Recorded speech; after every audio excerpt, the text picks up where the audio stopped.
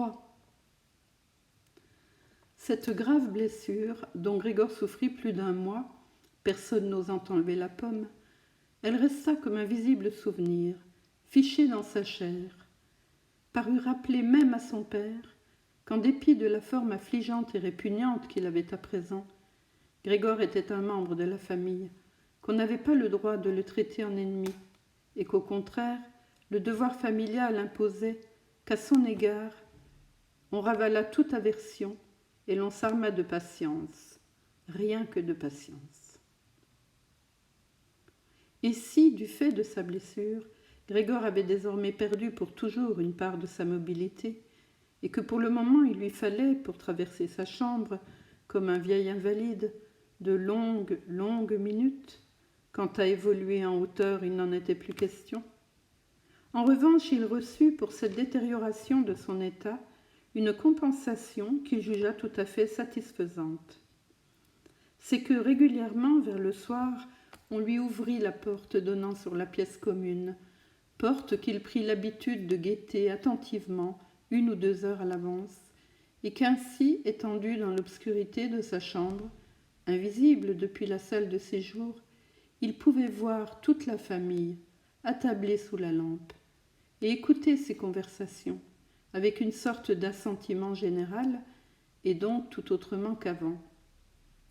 Certes, ce n'étaient plus les entretiens animés d'autrefois, ceux auxquels Grégor, dans ses petites chambres d'hôtel, songeait toujours avec un peu de nostalgie, au moment où, fatigué, il devait se glisser entre des draps humides. Maintenant, tout se passait en général fort silencieusement. Le père s'endormait sur sa chaise peu après la fin du dîner. La mère et la sœur se rappelaient mutuellement de ne pas faire de bruit. La mère, courbée sous la lampe, cousait de la lingerie pour un magasin de nouveautés. La sœur, qui avait pris un emploi de vendeuse, consacrait ses soirées à apprendre la sténographie et le français, dans l'espoir de trouver un jour une meilleure place. Parfois, le père se réveillait, et comme ne sachant pas qu'il avait dormi, disait à la mère « Comme tu couds longtemps ce soir encore ». Puis il se rendormait aussitôt, tandis que la mère et la sœur échangeaient des sourires là. Avec une sorte d'entêtement, le père se refusait, même en famille, à quitter son uniforme. Et tandis que sa robe de chambre pendait inutile à la patère, il sommeillait en grande tenue sur sa chaise, comme s'il était toujours prêt à assurer son service et attendait, même ici, la voix de son supérieur. En conséquence, cette tenue, qui au début déjà n'était pas neuve, perdit de sa propreté, en dépit du soin qu'en prenaient la mère et la fille, et Grégor contemplait souvent des soirs durant cet uniforme constellé de taches, mais brillant de ses boutons dorés toujours astiqués, dans lequel le vieil homme dormait fort inconfortablement et pourtant tranquillement. Dès que la pendule sonnait 10 heures, la mère s'efforçait de réveiller le père en lui parlant doucement, puis de le persuader d'aller se coucher, car cette façon de dormir n'en était pas une, et devant prendre son service à 6 heures, le père avait absolument besoin de vrai sommeil. Mais avec l'entêtement qui s'était emparé de lui depuis qu'il était employé, il s'obstinait régulièrement à rester encore plus longtemps à la table, quoiqu'il s'endormît immanquablement. Et ce n'est qu'à grand-peine qu'on pouvait l'amener ensuite à troquer sa chaise contre son lit. La mère et la sœur pouvaient bien l'assaillir de petites exhortations. Il secouait lentement la tête des quarts d'heure durant, gardait les yeux fermés et ne se levait pas. La mère le tirait par la manche, lui disait des mots doux à l'oreille. La sœur lâchait son travail pour aider sa mère, mais ça ne prenait pas. Le père ne faisait que s'affaisser encore davantage sur sa chaise. Ce n'est que quand les femmes l'empoignaient sous les bras qu'il ouvrait les yeux, regardait tour à tour la mère et la fille, et disait habituellement « Voilà ma vie, voilà le repos de mes vieux jours ».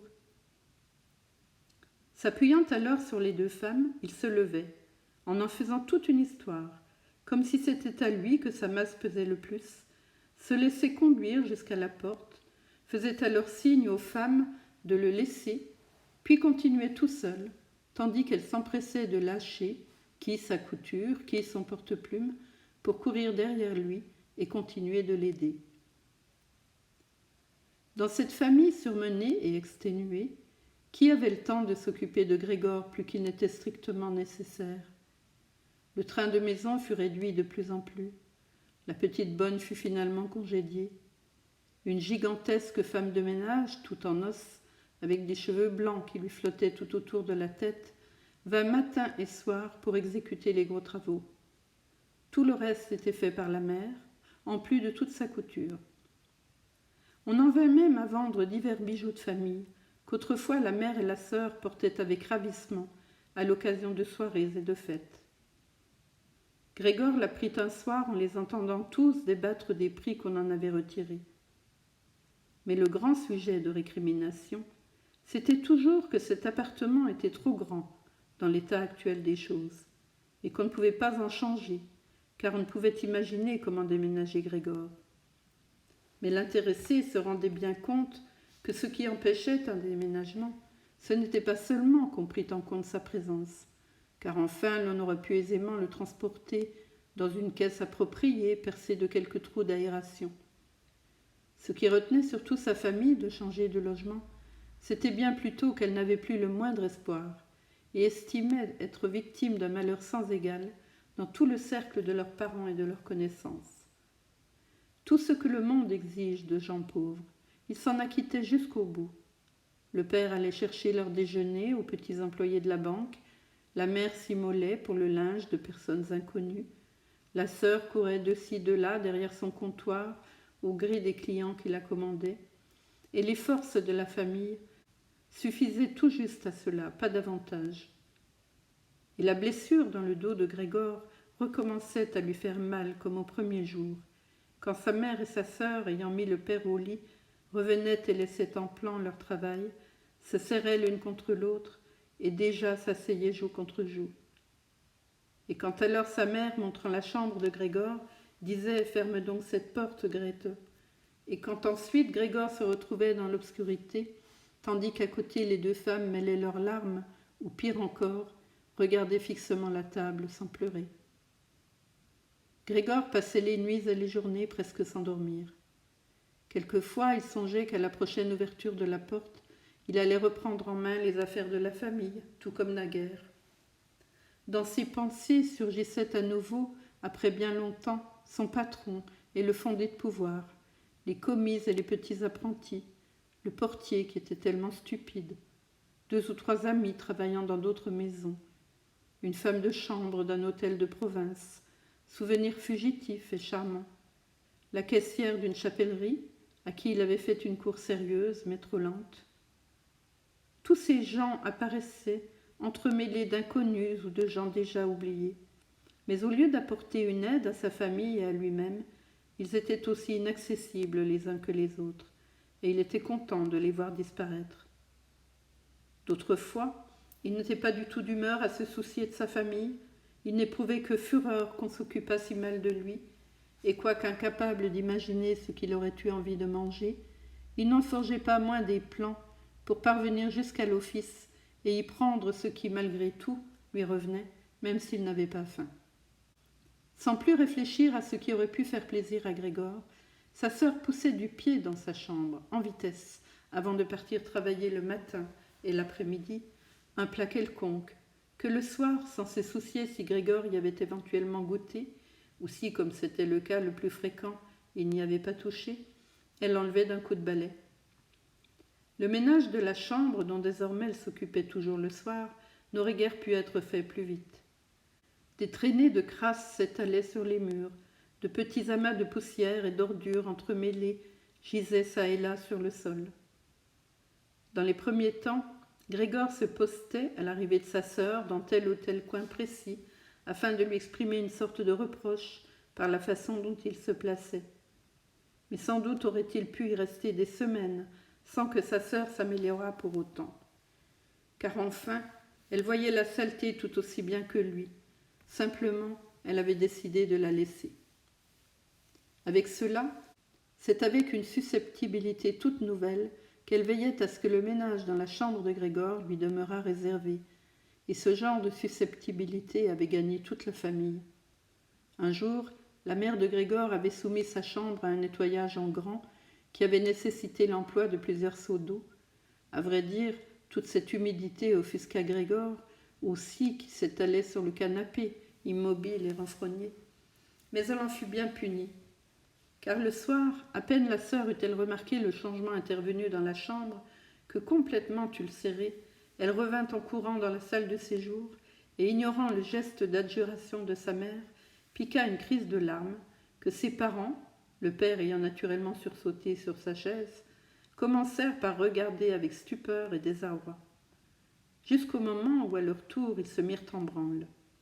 Le père faisant côté cour des reproches à la mère pour n'avoir pas laissé à la sœur le soin du ménage dans la chambre de Grégor, tandis que côté jardin, il criait à la sœur que jamais plus elle n'aurait le droit de faire la dite chambre.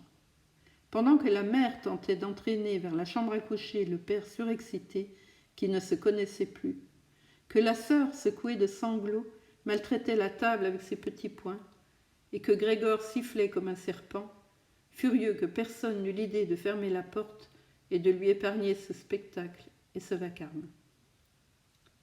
Mais même si, exténuée par son travail professionnel, la sœur s'était fatiguée de prendre soin de Grégor comme naguère, sa mère n'aurait pas eu besoin pour autant de prendre sa relève, et il n'y aurait pas eu de raison que Grégor fût négligé. Car il y avait maintenant la femme de ménage. Cette veuve âgée, qui sans doute, au cours de sa longue vie, avait dû à sa forte charpente osseuse de surmonter les plus rudes épreuves, n'avait pas vraiment de répugnance pour Grégor. Sans être le moins du monde curieuse, elle avait un jour ouvert par hasard la porte de sa chambre, et à la vue de Grégor tout surpris, qui s'était mis à courir en tous sens, bien que personne ne le poursuivît, elle était restée plantée, les mains jointes sur le ventre, l'air étonné.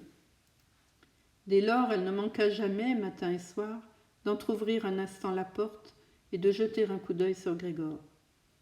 Au début, elle l'appelait même en lui parlant d'une façon qu'elle estimait sans doute gentille, lui disant par exemple « Viens un peu ici, vieux cafard » ou « Voyez-moi ce vieux cafard ». Ainsi interpellé, Grégor restait de marbre et ne bougeait pas, comme si la porte n'avait pas été ouverte. Au lieu de laisser cette femme de ménage le déranger pour rien, au gré de son caprice, on aurait mieux fait de lui commander de faire sa chambre tous les jours. Un matin, de bonne heure, une pluie violente frappait les vitres, peut-être déjà un signe du printemps qui arrivait. Grégor fut à ce point irrité d'entendre la femme de ménage recommencer sur le même ton qu'il fit mine de s'avancer sur elle pour l'attaquer, encore que d'une démarche lente et chancelante. Mais elle, au lieu de prendre peur, se contenta de brandir bien haut une chaise qui se trouvait près de la porte et resta là, la bouche ouverte, avec l'intention évidente de ne la refermer qu'une fois que la chaise se serait abattue sur le dos de Grégor. « Alors ça s'arrête là, dit-elle, quand Grégor fit demi-tour, et elle reposa calmement la chaise dans son coin. Grégor ne mangeait à présent presque plus rien. C'est tout juste si, passant par hasard près du repas préparé, il en prenait par jeu une bouchée, la gardait dans sa bouche pendant des heures, puis généralement la recrachait. Il commença par penser que c'était la tristesse provoquée par l'état de sa chambre qui le dégoûtait de manger. Mais justement, il se fit très vite aux modifications subies par la pièce. On avait pris l'habitude, quand des choses ne trouvaient pas leur place ailleurs, de s'en débarrasser en les mettant dans sa chambre. Il y avait maintenant beaucoup de choses qui se trouvaient dans ce cas, vu qu'on avait loué une pièce de l'appartement à 3 sous-locataires. Ces messieurs austères, tous trois portaient la barbe, comme Grégor le constata un jour par une porte entr'ouverte, étaient très pointilleux sur le chapitre de l'ordre, non seulement dans leur chambre, mais dans toute la maison, puisqu'enfin ils y logeaient, et en particulier dans la cuisine. Ils ne supportaient pas la bagaille et encore moins la saleté. De plus, ils avaient apporté presque tout ce qu'il leur fallait. C'est pourquoi beaucoup de choses étaient devenues superflues, et bien qu'elles ne fussent pas vendables, on ne voulait pas non plus les jeter. Elles se retrouvèrent toutes dans la chambre de Grégor. De même, la poubelle aux cendres, et en provenance de la cuisine, celle des détritus. Tout ce qui n'avait pas son utilité sur le moment, la femme de ménage, toujours extrêmement pressée, le balançait tout simplement dans la chambre de Grégor. Heureusement, Grégor ne voyait le plus souvent que l'objet en question et la main qui le tenait. La femme de ménage avait peut-être l'intention, à terme et à l'occasion, de revenir chercher ces objets, ou bien de les jeter tous à la fois. Mais de fait, ils gisaient à l'endroit où ils avaient d'abord été lancés, et ils y restaient, sauf quand Grégor se faufilait à travers ce fatras et le faisait bouger, par nécessité d'abord, parce que sinon il n'avait pas de place pour évoluer, et ensuite, de plus en plus par plaisir, bien qu'au terme de telles pérégrinations, il fut fatigué et triste à mourir, et ne bougea plus pendant des heures. Comme parfois les sous-locataires prenaient aussi leur dîner à la maison, dans la salle de séjour, la porte de celle-ci restait parfois fermée. Mais Grégor s'y résignait sans peine, car bien des soirs où elle avait été ouverte, il n'en avait pas profité. Il était au contraire resté tapi, sans que sa famille s'en aperçût, dans le coin le plus sombre de sa chambre. Mais un jour, la femme de ménage avait laissé cette porte entr'ouverte, et celle-ci le resta même quand ces messieurs rentrèrent le soir et qu'on alluma la lumière. Ils s'assirent en bout de table, aux places jadis occupées par Grégor, son père et sa mère, déployèrent leurs serviettes et saisirent fourchettes et couteaux. Aussitôt, la mère apparut sur le seuil, portant un plat de viande, et sur ses talons, la sœur, avec un plat surchargé de pommes de terre. Ces mets étaient tout fumants, d'une épaisse vapeur.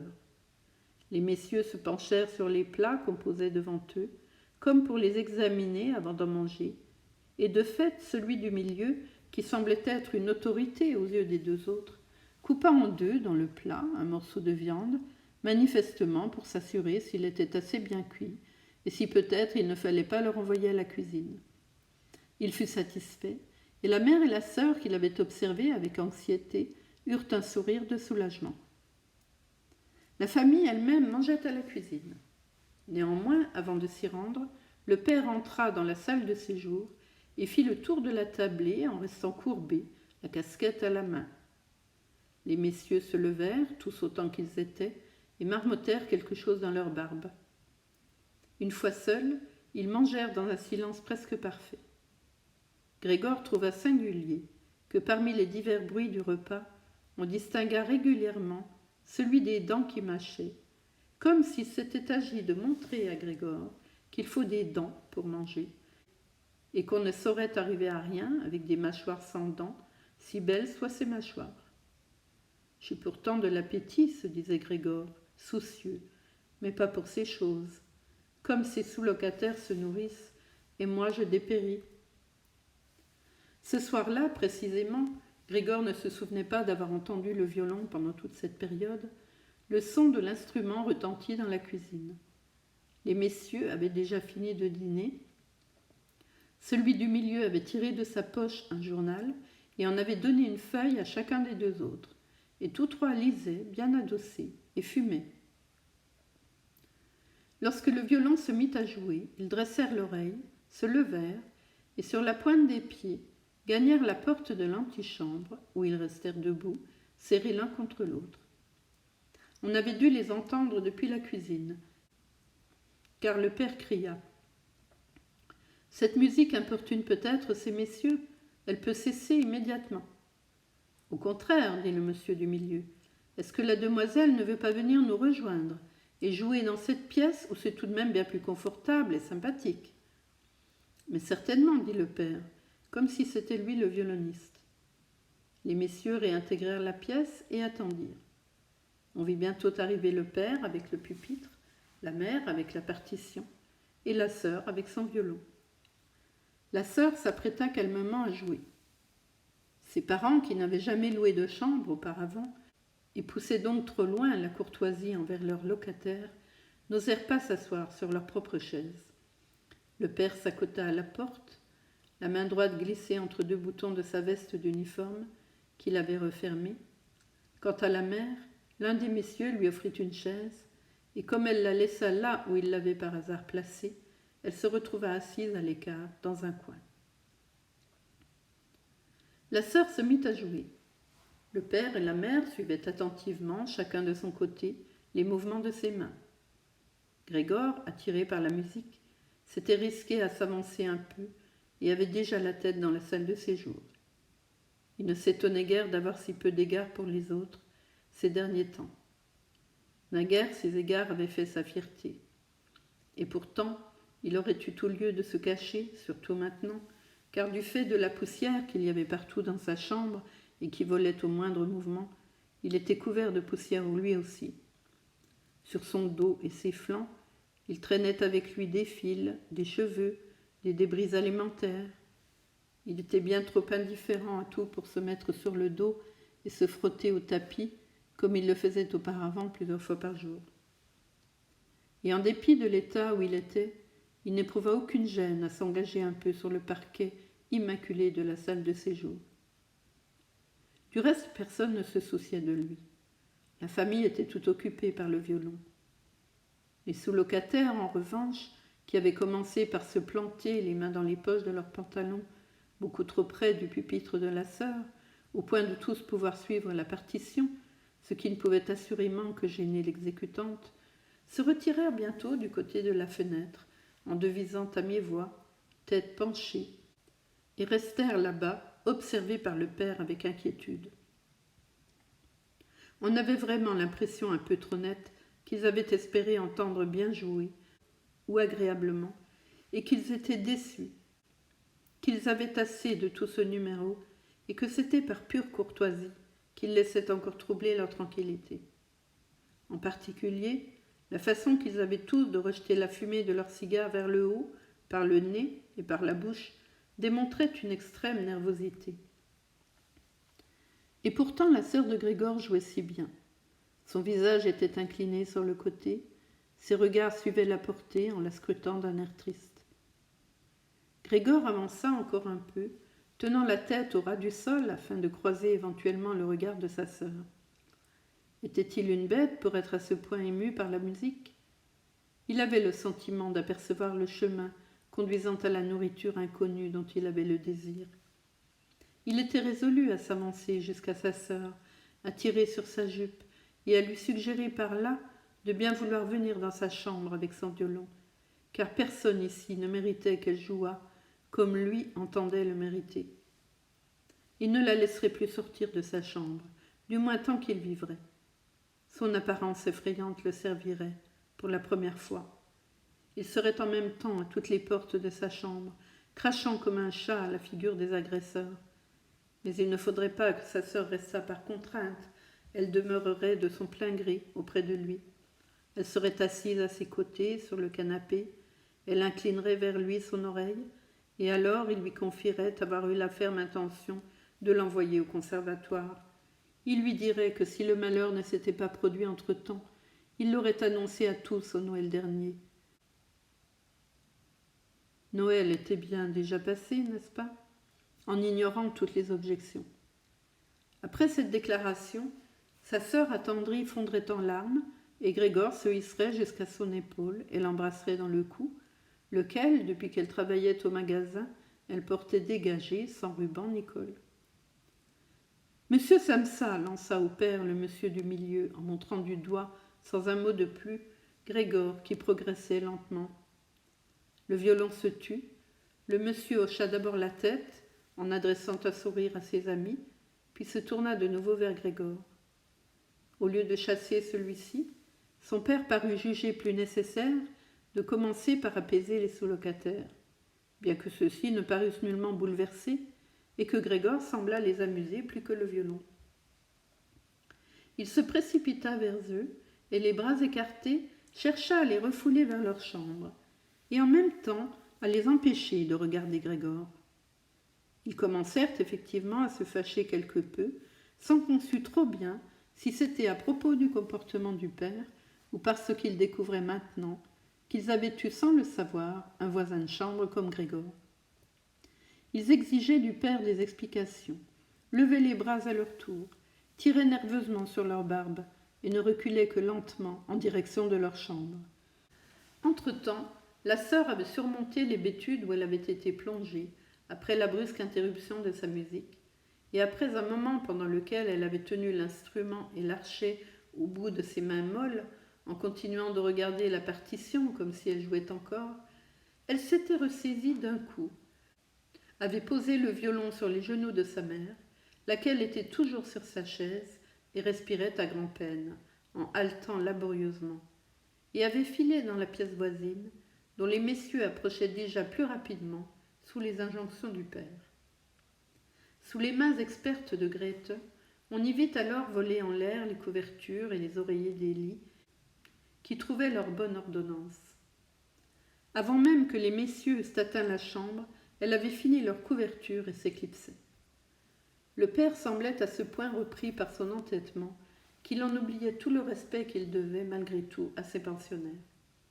Il ne faisait que les pressait encore, jusqu'au moment où, déjà sur le seuil de la chambre, le monsieur du milieu tapa du pied avec un bruit de tonnerre, stoppant ainsi le père. « Je déclare, dit-il en levant la main et en cherchant des yeux aussi la mère et la sœur, qu'étant donné les conditions révoltantes qui règnent dans cet appartement et cette famille, et en disant cela, il cracha résolument sur le sol, je vous donne mon congé séance tenante. Il va de soi que même pour les jours où j'ai logé ici, je ne vous verserai pas un sou. En revanche, je n'exclus pas de faire valoir à votre encontre des droits facilement démontrables, croyez-moi, à dédommagement. » Il se tut et regarda droit devant lui, comme s'il attendait quelque chose. Effectivement, ses deux amis déclarèrent sans plus tarder. Nous aussi, nous donnons congé, séance tenante.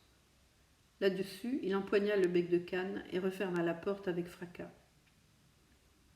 Le père tituba jusqu'à sa chaise en tâtonnant et s'y laissa tomber. On aurait pu croire qu'il prenait ses aises pour l'un de ses habituels petits sommes d'après-dîner. Mais le violent hochement de sa tête branlante montrait qu'il ne dormait nullement. Pendant tout ce temps, Grégor s'était tenu coi à l'endroit même où les messieurs l'avaient surpris. La déception de voir son plan échouer, mais peut-être aussi la faiblesse résultant de son jeûne prolongé, le rendait incapable de se mouvoir. Il craignait avec une quasi-certitude que d'un instant à l'autre un effondrement général lui retombât dessus, et il attendait. Même le violon ne le fit pas bouger, qui, échappant aux doigts tremblants de la mère, tomba de ses genoux par terre en résonnant très fort. « Mes chers parents, dit la sœur en abattant sa main sur la table en guise d'entrée en matière, cela ne peut plus durer. Peut-être ne vous rendez-vous pas à l'évidence. Moi si. Je ne veux pas, face à ce monstrueux animal, prononcer le nom de mon frère. Je dis donc seulement, nous devons tenter de nous en débarrasser.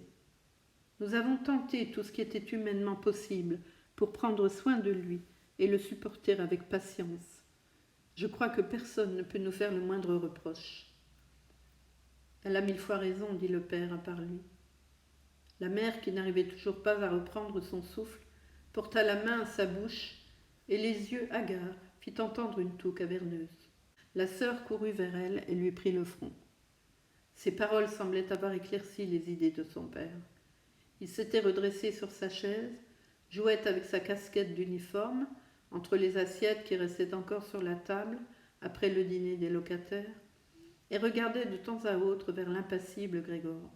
« Nous devons tenter de nous en débarrasser, dit la sœur, cette fois à l'adresse de son père seulement, car sa mère, dans sa toux, n'entendait rien.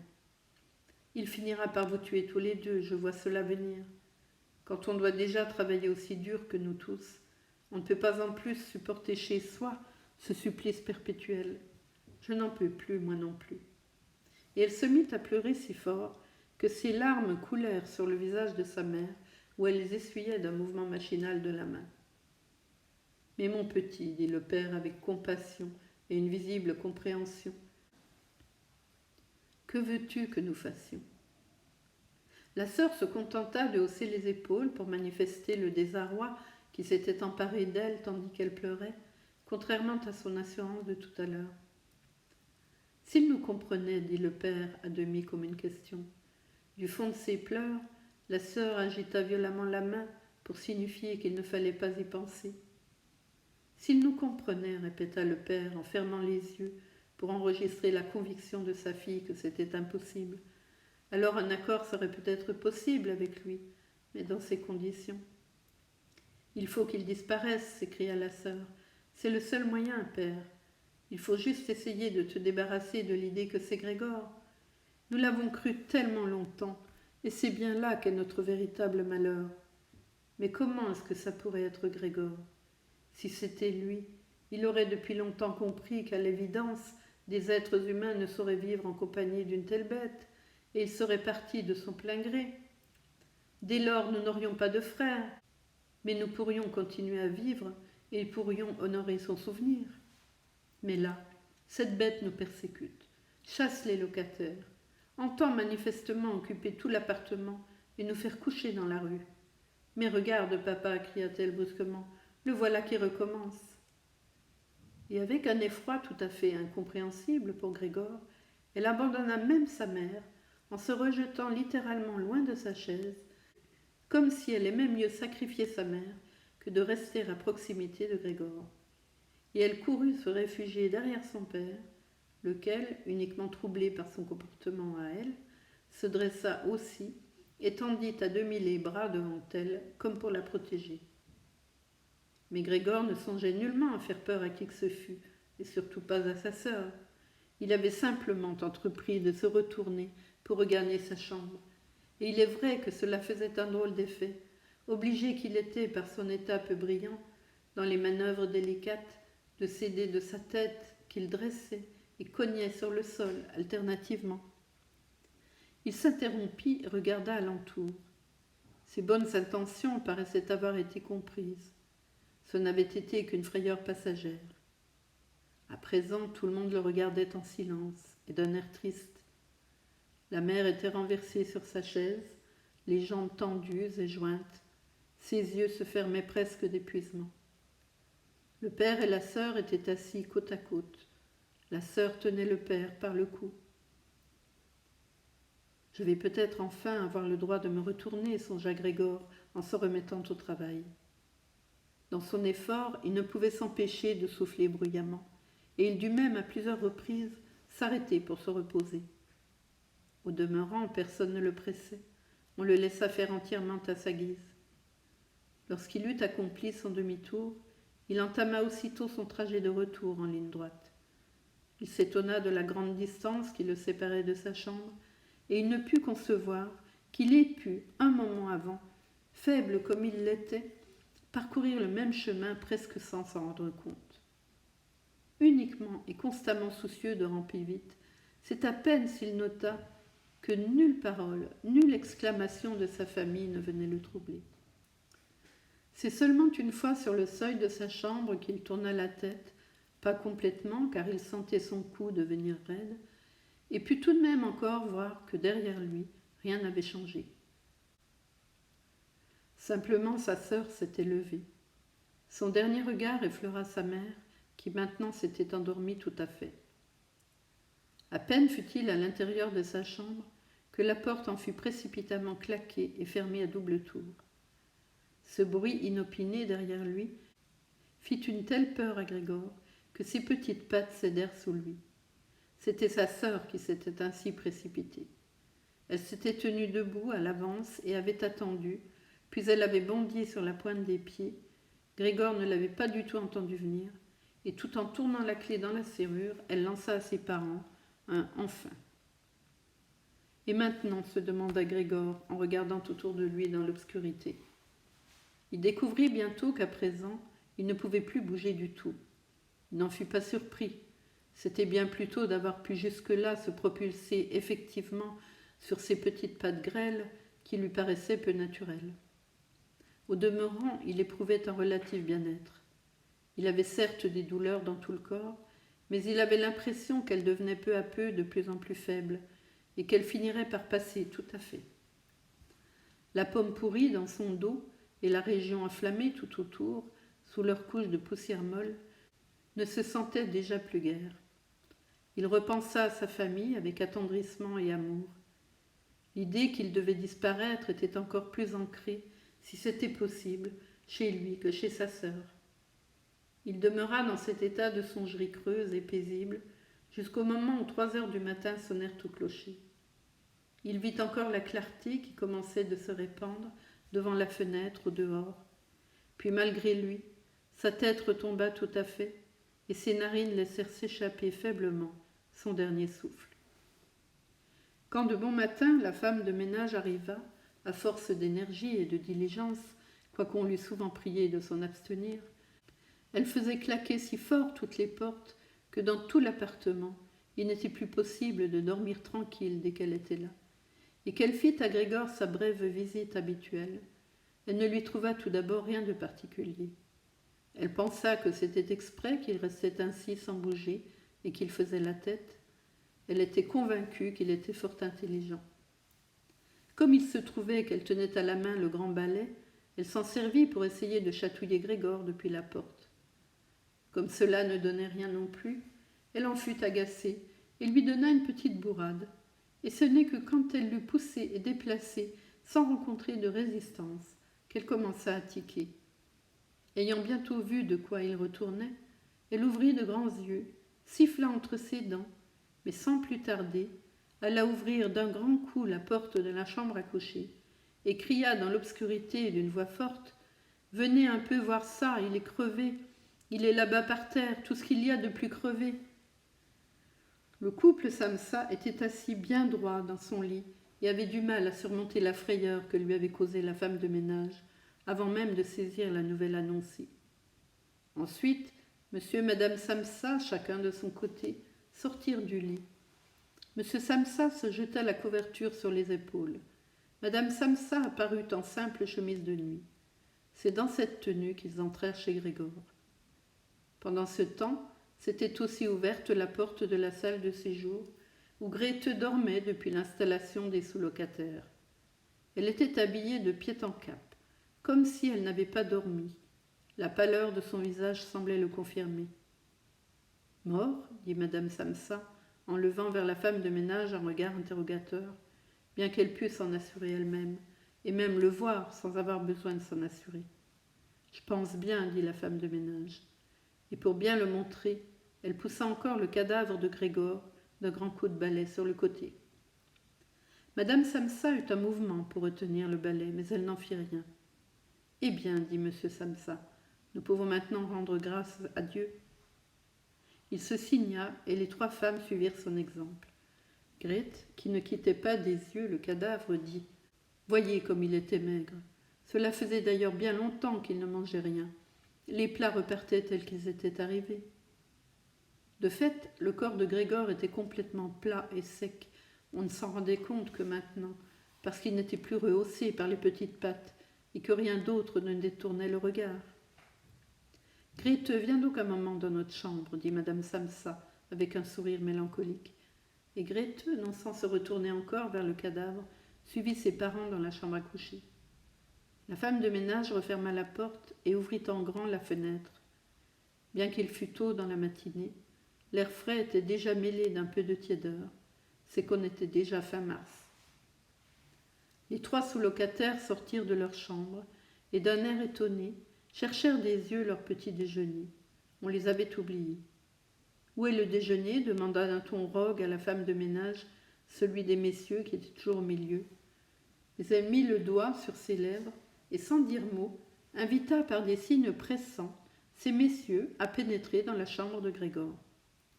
Ils y allèrent et, les mains dans les poches de leurs vestons, quelque peu élimés, firent cercle autour du cadavre de Grégor, dans la pièce maintenant tout à fait claire. Alors la porte de la chambre à coucher s'ouvrit et M. Samsa fit son apparition en tenue, avec sa femme à un bras et sa fille à l'autre. On voyait que tous trois avaient pleuré. Grete appuyait par instants son visage contre le bras de son père. « Quittez immédiatement mon appartement, dit M. Samsa, en montrant la porte, sans pourtant lâcher les deux femmes. « Qu'est-ce que ça signifie ?» dit le monsieur du milieu, un peu décontenancé, et il eut un sourire doucereux. Les deux autres avaient les mains croisées derrière le dos et ne cessaient de les frotter l'une contre l'autre, comme s'ils se régalaient d'avance d'une grande altercation, mais qui ne pouvait que tourner à leur avantage. « Cela signifie exactement ce que je viens de dire, répondit M. Samsa, et son escorte féminine et lui restant sur un seul rang, il marcha vers le monsieur. Celui-ci commença par rester là sans rien dire, en regardant à terre, comme si dans sa tête les choses se remettaient dans un autre ordre. « Eh bien, donc, nous partons, dit-il ensuite, en relevant les yeux vers M. Samsa, comme si, dans un brusque accès d'humilité, il quêtait de rechef son approbation, même pour cette décision-là. M. Samsa se contenta d'opiner plusieurs fois brièvement de la tête, en ouvrant grand les yeux. Sur quoi, effectivement, le monsieur gagna aussitôt à grands pas l'antichambre. Ses deux amis, qui depuis déjà un petit moment avaient les mains tranquilles et l'oreille aux aguets, sautillèrent carrément sur ses talons, comme craignant que M. Samsa les précédât dans l'antichambre et compromît le contact entre leur chef et eux. Dans l'antichambre, ils prirent tous trois leurs chapeaux au porte-manteau, tirèrent leurs cannes du porte-parapluie, s'inclinèrent en silence et quittèrent l'appartement.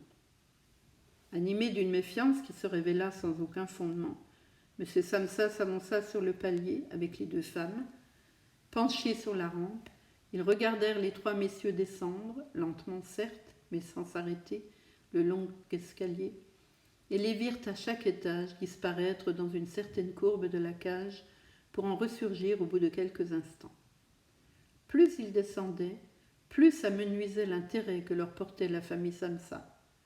Et quand ils croisèrent un garçon boucher, qui, portant fièrement son panier sur la tête, s'éleva rapidement bien au-dessus d'eux, M. Samsa ne tarda pas à s'écarter de la rampe avec les deux femmes, et ils rentrèrent tous dans leur appartement avec une sorte de soulagement. Ils décidèrent de consacrer la journée au repos et à la promenade. Non seulement ils avaient mérité ce petit congé, mais ils en avaient même absolument besoin.